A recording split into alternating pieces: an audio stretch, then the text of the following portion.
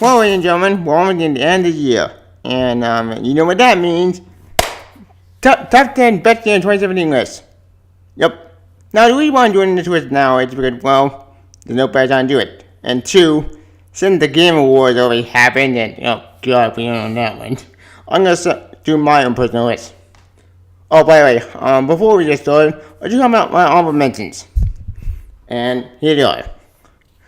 Honorable mentions. Telltale Batman the Enemy Within. The reason why all my honorable mention list is one, it hasn't been completed yet. Two, for episode 4 and 5, we don't know when those are coming out. Might get a point next year.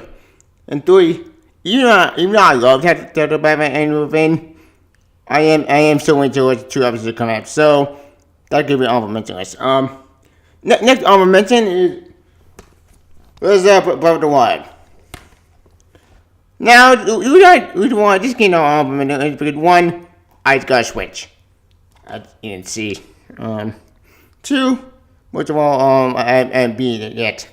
You know, this game come out in February and March. And three, most of all, even though I do like it, I do have some problems with it. Mostly with the destructible weapons. Yeah, that's what I made a problem have with the Wild. Destructible weapons. That annoyed me. But overall, it's still a good game. Next I'm mention Super Mario Odyssey. What like Zelda, no, I still not being here. I just got started, and this game I mean would be on my top 10 list, but I didn't get to beat it. And two, this game is pretty cool. I do love it. It's pretty fun. But until I beat Odyssey, I'll mention it. Still a good game. And my final honorable mention is Nier Automata. Now I'm just kidding. Would have been my game of the year if I didn't get to beat it. They didn't crush on me. Thank Game Boy. Thanks. But you know what? That game is awesome. I do love that game, but it's not on my top 10 list. Anyways, now, let's get this party started on my top 10 list. So enjoy the show.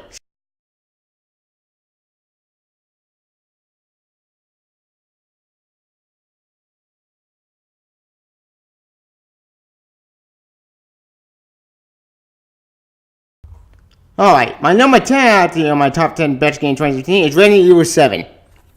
Now, here's the thing. You're probably out there Xavier, I'm confused. Why are you at this number 10? Wouldn't that be at the number 1?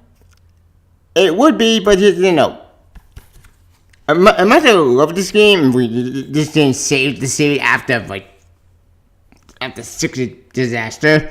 There was even far beginning that came out this year besides Resident Evil 7. Now, don't misunderstand me. This game was awesome. This game had a great horror element, a great survival horror, brought the series back to where it's supposed to be because after 5 and 6 were complete action-based bullshit. 7 brought back to its roots. Like, the Baker might be a little antagonist.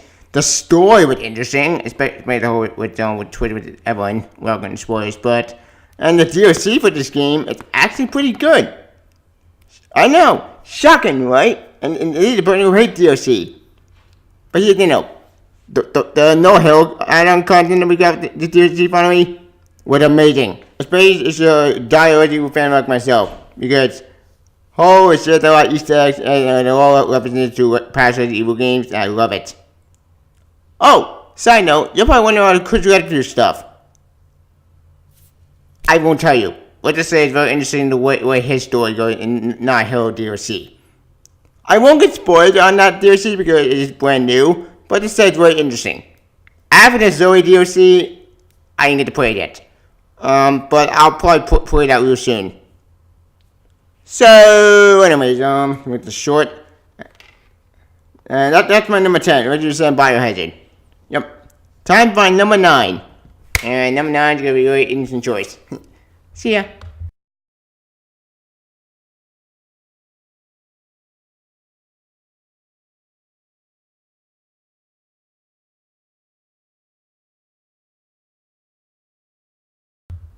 Alright. My number 9 at the top 10 best game 2017 is Kingdom Hearts 2.8 Final Chapter Prologue. Now, I know what you're thinking. Xavier, Kingdom Hearts 2.8 Final Chapter Prologue didn't come out last year. Well, actually, that's actually not true. It came out this year, but Here's the thing though. This game, Marvin, is actually one of my favorite games. Why? Even though it's a reimagining of Distance, I don't care. I love Kingdom Hearts. And on the way to start Kingdom Hearts 3, I think it's awesome. Like, holy shit, it's very emotional and one of the best games, but like, damn. Like, after Dream of Distance Remastered, Dream of Distance Remastered is actually pretty good. Now, granted, this game I think was literally a 3DS game, but you know what? I think the way they remastered it was pretty interesting, and the way they did it actually pretty good. Especially because I actually get to play Sora and Riku, that's pretty awesome, and I love to get it, and I was so happy with the story. The story was awesome. You know, it doesn't have time travel. At the same time, though, it does kind of make sense. Most of the time. Like, time travel is confusing in one show, but since I know I think they made time travel in this game actually make a lot more sense than any other time travel story. Again, I won't get spoiled, but just the way that game ends, it's such a mind blown. Like, damn, like that game might be very emotional. But the Arca story on the end, holy shit, the Arca story was awesome. Like, holy shit, the Arca story, in my opinion, in this game was very depressing. Especially if a fan of Birth by Sleep, like me. And the way they do Arca story, consider Arca story in this game, is interesting. As I said, this game is supposed to set Kingdom Hearts 3, and the way they did Arca story was very unique. Again, I won't get spoiled, but as you're an Arca fan, you're gonna be crying because it's really depressing. And I am so over Kingdom Hearts 3, I can't wait. As for the final game in this 3-part collection, actually the third part is not really a game, more a movie. And here's the thing about that. Apparently this movie, in quotation marks, takes place during the mobile Kingdom Hearts game, which I never got to play. It's called Kingdom Hearts Unchained. I don't know anything about that game. Apparently it's about the Keyblade War. And apparently this movie features on the Master and the other apprentices. Yeah, it's weird. The Scooby. What to say, this movie actually is very interesting. It does set the Keyblade War. Too bad we don't get to see the actual Keyblade War, but you know what? At the prequel to Keyblade War, it's actually pretty interesting. Now, does it relate to the actual story, the other Kingdom Hearts games? I have no idea. But I am intrigued how that story is going to reflect with the present. So, until then, we'll just go wait and happens. Anyways. So, that's by number 9. Time by number 8. And number 8 actually the game I really love. See ya.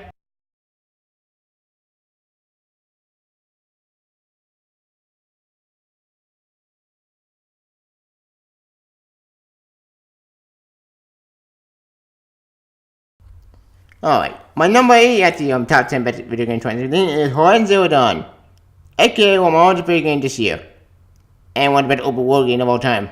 Anyways, now the reason why I put the game number 8 is because, well, 5 reasons. Number 1, it had great graphics.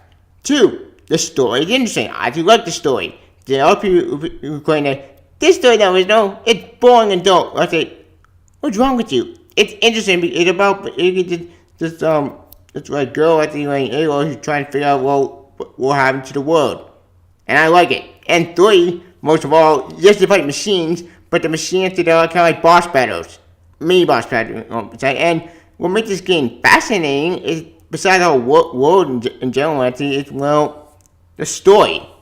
The story is interesting because it's about Aloy not trying to figure out her own identity. It's also basically trying to figure out what happened to the world.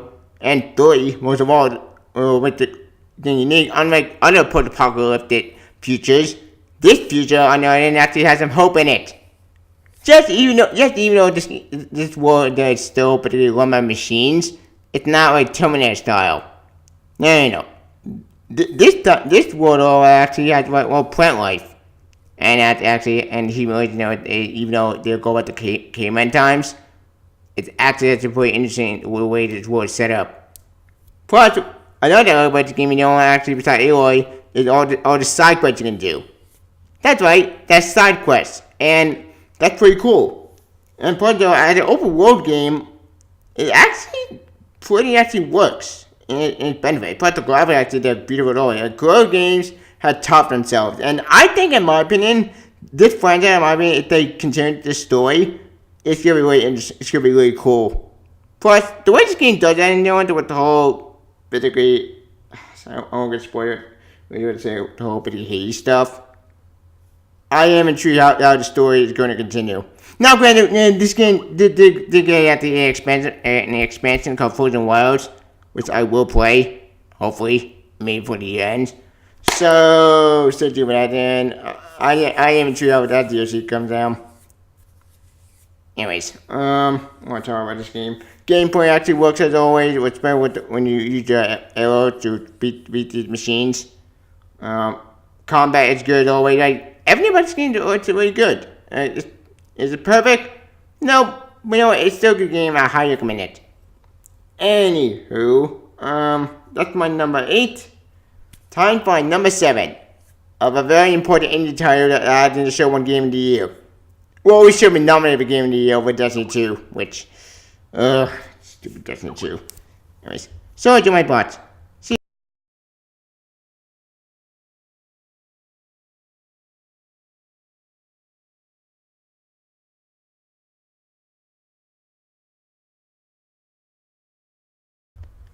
Alright, my number 7 top 10 best game 2017 is Hellblade: Senua's Sacrifice, aka one of the best indie games I played all year, and one of the best games that should won Game of the Year, because what else can I say about this game? This game is perfect. Like, the story is awesome, the graphics the gameplay is great, everything about this game is good. Like, and what made this game a lot more interesting with Senua is, well, it deals with kind of post-traumatic stress disorder. And the way they handle it, it's actually realistic. And that's what makes this game interesting, because it's a psychological horror game, but at the same time though, it's actually a redemption story too. Now, the theme that they did with this game, I can't really say because I don't get spoilers, but to say, it is very interesting, it's very unique. Now, there's a part I have this game. One part I have it, though, puzzle aspect. It does get annoying. But at the same time, though, I think that was the point. The point about this game is, well, due to those psychological trauma. And the way they handle it in this game, it's actually very, very realistic and unique. And from a gameplay standpoint, it works. And from a story perspective, it actually makes sense. And that's why you hear the voice actually in Senua's head, because, well, she's kind of going crazy. And the way they handle it is very effective. But the voice actor, my voice actor was great too, and everybody's game is like perfect. So, there's really know what to say. This game is very good. One of the best indie games. Now, I really wish this game would be my number 1, but we'll get to that in a minute. But let's say something else came out this year I really loved, and well, it just beat this game. But you know what?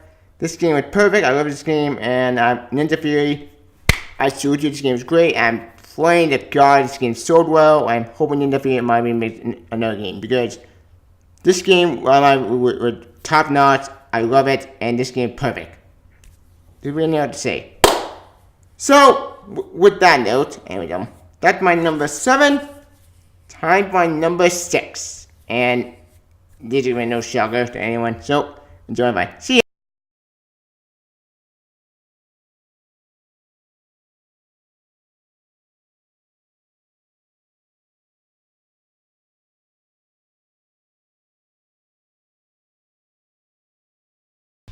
So what was that? Oh, right. My number 6. My number 6 top 10 game, best game 2017 is Uncharted Lost Legacy. Now, technically this is Uncharted 4, but you know what? Screw it. I don't have Uncharted Legacy, but I did play it, so it still counts. And as I mentioned in my review of Uncharted Lost Legacy, I really love Uncharted Lost Legacy. Why? Because it picks up where 4 left off, obviously. It expands the character of Chloe, which is pretty cool. I love Chloe, she's awesome. And most of all, as a spin-off to Uncharted franchise, it actually continues the story of Chloe and then expand with Nathan Drake. Yes, they mentioned Drake, but here's the thing though. You can tell our story without doing Nathan Drake's story. Nathan Drake's story ended. So, in a way, they kind of did kind of like the whole Star Wars thing. Though it did the Star Wars stuff within a spin-out movie. I don't know what to talk about that, but they did better. Like, personally, in my opinion, what to continue on talk right now with Corey's story, I should go for it. Because Corey is an awesome character. She's interesting. Her backstory is interesting. Her character is interesting. Like, everything about her story is perfect. And plus, it also picks up when Charlie Poole left off. But I think it changed the story of the mercenary from this game and the Botanist. That's pretty cool. At least in my opinion. Now, isn't Charlie logically perfect? No, but you know what? Actually, it's a great game, and $40, it's much cheaper. So, if you're an Uncharted fan like me, who loves Uncharted franchise, who loves Uncharted 1, 2, 3, and 4, especially 4, you'll love Uncharted Legacy. In fact, Uncharted Legacy is one of the best games of 2017, I highly recommend you play it. Trophy is one of the best games, and it's awesome. So, anyway, that's my number 6. Time for my number 5. And this is going to be a shock to anyone.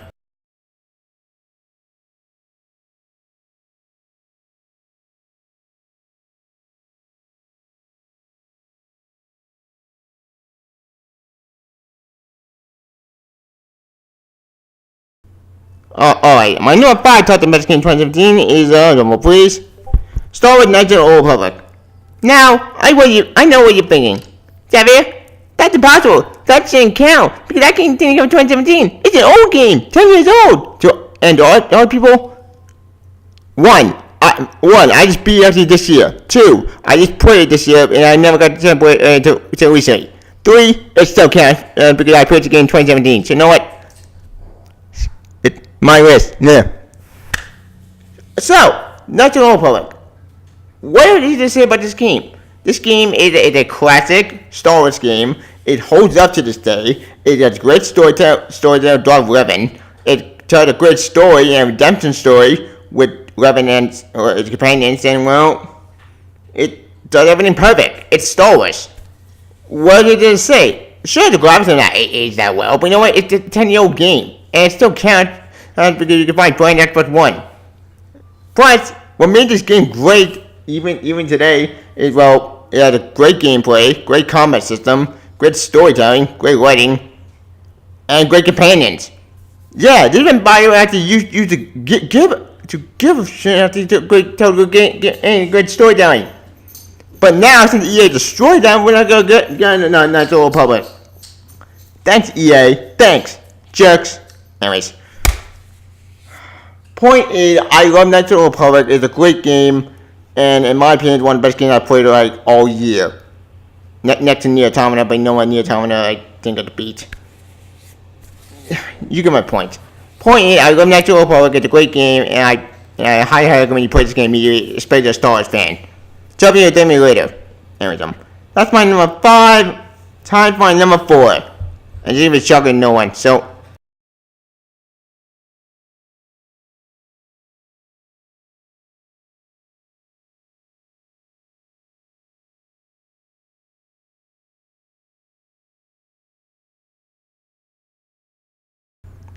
Alright, well, number 4 top 10 best game in 2017 is Injustice 2. It came one of the best fighting games that came out all year, one of the best story games up all year, and well, one of the best DC games that came out all year. Now, you're probably asking yourself, Xavier, I'm confused. I thought you hated DC. I guess you don't think DC is that bad. I don't like their films, but here's the thing though. Just because the films not that good, I mean the games actually got to suffer, and the games are great. In fact, in my opinion, I guess DC does far better games than Marvel. Now, don't understand me. I like Marvel. Always have, always will. But since I know, you gotta give DC credit. Like, when they bring the big guns, they pay it off. And Injustice 2 is a great sequel to the first Injustice. It improves everything about the first Injustice. It tells a great story like the first Injustice. In my opinion, it basically does everything perfect. The graphics are great, the story is great, the gameplay is great. All the characters you get are great, especially with the theories you get with Team and Ninja coming in, which, holy shit, I did not see that one coming. In fact, no one did. Like, Hellboy's in the game, was pretty cool. Like, Sub-Zero in the game, which makes sense, with more comic and more developers. And what did it say? everything about this game is great. Even Brainiac is great in this game. And here's the thing, I like Brainiac. I think Brainiac is all the Iron favorite Superman villains next to Darkseid. Well, Darkseid more a New God villain. But you get my point. Brainiac's a great villain, and everything about this game is great. But all the voice acting is great too. And right now, I have to say, it's a great fighting game. It's a great story, great writing, great gameplay. Everything about this game is perfect. Right, so, and it's a DC fan like me who loves particularly DC, who loves all these characters, like me. Yep. Then you'll fit right home. Anyways, so that's about it. Anyways, that's my number 4. Time for my number 3. And things are gonna shut up, no one. So, enjoy my part.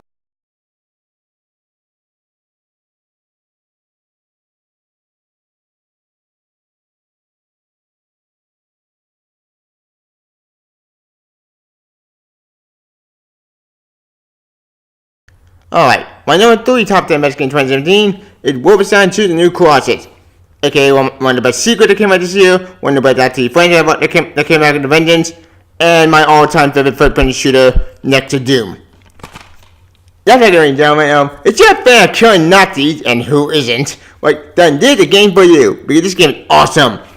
It picks up where Wolfenstein: The New Order left off, obviously, where, spoiler alert, if you not played the other game, Wolfenstein: New Order, Nazi won World War II, and you'll be the boss grade have to kick Nazi ass and will save America. And that's the plot. And that's why I love this game so much, because BJ Blazkowicz is such an interesting character, because the way he goes through in this game, unlike the other game, is actually fascinating. Why? Let me explain. Basically, what happened to him in Wolfenstein: The New Order, and you know how he went through that game, it does kind of affect him with the psychological in this game, and this game does go through some crazy stuff I did not see coming, and it does get dark because holy shit, there's some plot twists I didn't see coming. Like damn, when this game gets brutal, it gets brutal, and I think that's the point because let's face it, if the Nazi did it when we were in reality, then I think this would happen in real life. And the way this game does deal with the subject matter, it's actually fascinating. Especially because the way it's the two timelines, the focus timeline and the other timeline, it actually does actually change the story. Well, it doesn't change the story a lot, but it does actually do some different timeline change. And another thing about this game is the gameplay. As I mentioned before, the review of Wolfenstein: The Colossus, the gameplay is awesome. Plus, the gore is amazing.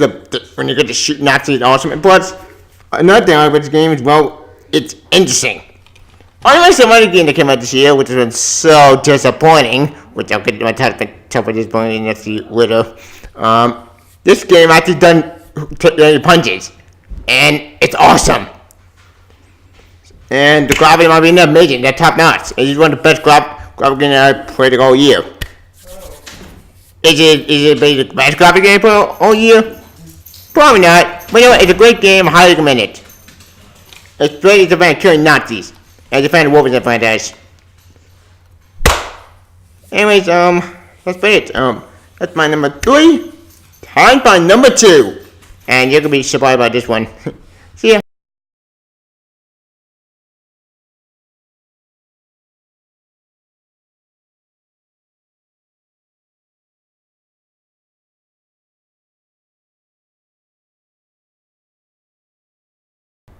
Alright, my number 2 top 10 best game 2017, and it's number no one, The Evil Within 2. AKA one of the best games I played in my life, one of the best horror games I played in my life, and one of the best games I played in my life, because this game is awesome. Now, I know what you think. Xavier, I thought you hated for The Evil Within. I thought Evil Within actually you didn't like. Didn't you think Evil Within was stupid? No, I didn't think it was stupid. I think that's really disappointing. But you think? The first Evil Within maybe is not a bad game. It's not. Far from it. But you know what? The problem with that game is that the story was confusing, the character was so boring, and it made no sense. Evil Within 1 was such a disappointment. However, when I heard the sequel coming out, I was excited because 1, it brought physical apart what the first game did. 2, it actually expands more the story of the first Game of Thrones, and 3, as a sequel, it actually makes Sebastian Castellano instant character. I am not kidding. This game made me a fan of Sebastian Castellano and made me a fan particularly of this franchise. And I love Evil Within 2. The story is awesome. The characters are great, especially Sebastian and particularly well his wife, which I'm going to say. When you get to me, that's pretty interesting. And put the main antagonist, because there's 2 of them, Stefano, was actually in civilian. I love Stefano. Stefano is so interesting and so fascinating and so creepy that, damn, when you meet him, it's very, very, very dark and messed up. And the guy's a psychopath, so no figure. But you know what? That made it actually charming and interesting. Heck, in my opinion, this game might be improved actually where the first game actually failed. It makes you care about Sebastian. And it makes you care about Lily. And Lily, I do like. I like Lily. She's pretty cool. Granted, you know her that much, but you're at the point. And I do like Lily. She's pretty cool. But the way this game ends, I won't get spoilers, but to say it does at the end, it does something interesting with the ending, and I am intrigued if you do get Evil Within 3. Also, another thing about this game is the graphic. Graphically, this game is amazing. Like, I love the graphics. I thought they are perfect in this game. But there's some monsters in this game, which I give you some of you, but you know talk about what to say. It's really creepy, especially with this one monster with the ghost lady thing. That thing freaks me out every time I see her. She's so creepy. Oh, also they love it to the first game too. It was actually pretty cool. I do love it in the first game. That's awesome. Anyways, well, what is it to say? This game is great. I highly recommend you play it, and let's hope we get Evil Within 3. Heck, if we do get Evil Within 3, I'm holding 2 options. One, we don't get Sebastian Castellano's story. We got his story ended with this game. 2, if you want the Evil Within 3, here's my advice. Follow the story of the Witcher detective that we have not seen since the first game. You know what I'm talking about with Joseph. Anyways. So, that's my number 2. Time for my number 1. And you're gonna love this, Joyce.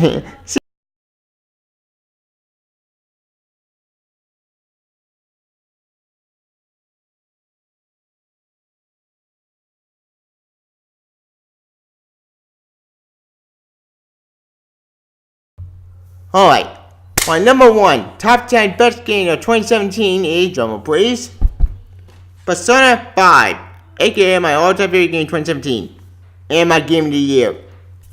That's it, ladies and gentlemen, Persona 5. Alright, what is it about this game? This game had everything I like. It had great story with all the characters, like Yusuke, Morgana,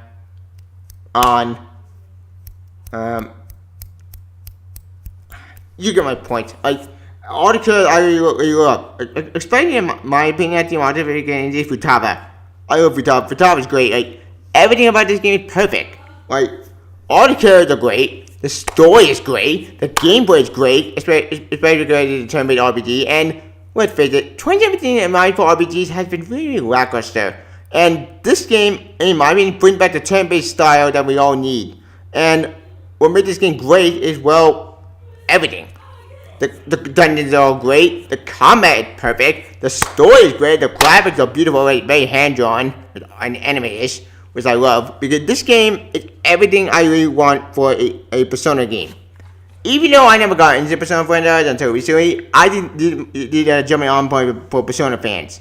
Or newcomers, like myself. So, if you never played any Persona game like me, I say jump into Persona 5. It's really worth it. Now, you're probably asking yourself, Kevin, doesn't this game represent at the Persona games like Persona 4, Persona 3, or any other Persona game? No, it does not. This game actually is very standalone, and if you've never gotten into Persona franchise, this game is for you. Trust me, you'll thank me later, because this game is everything I love. Because, as I mentioned before, everything about this game is perfect. The story is great, the characters are great, the antagonists are interesting, everything about this game is perfect. But this game does deal with a lot of dark subject matter. It's just on my review page. You can tell a lot of theories about this game. And as I mentioned before during my review, like this game does go to very, very dark subject matter. And unlike other games which shy away from that subject matter, this game deals with it full force. It's actually very, very interesting. And that's why I love this game so much. It deals with subject matter that a lot of games don't deal with anymore.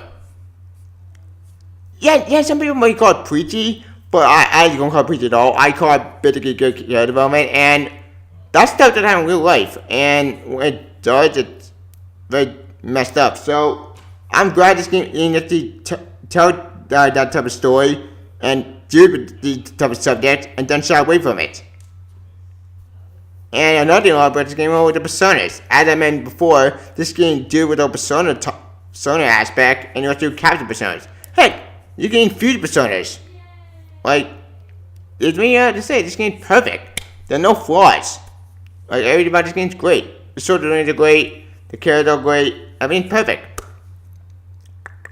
So, it's enough play Persona. I recommend you play this game immediately. It's really great. Anyways. So, those are my top 10 best games of 2017. What your guys' top 10 best games in 2017? Please comment below. Also, like my video, follow me on Twitter, and please subscribe to my channel. Next up, my top 5 most disappointing games of 2017. Oh, hate in 2017. Which, oh boy, that's gonna be a fun list. Kill me. Anyways. See ya. Bye. Oh yeah, please like this video due to algorithm bullshit. And if you want to check out more videos, check the notification bell. Long story. I'll talk to you later. See ya.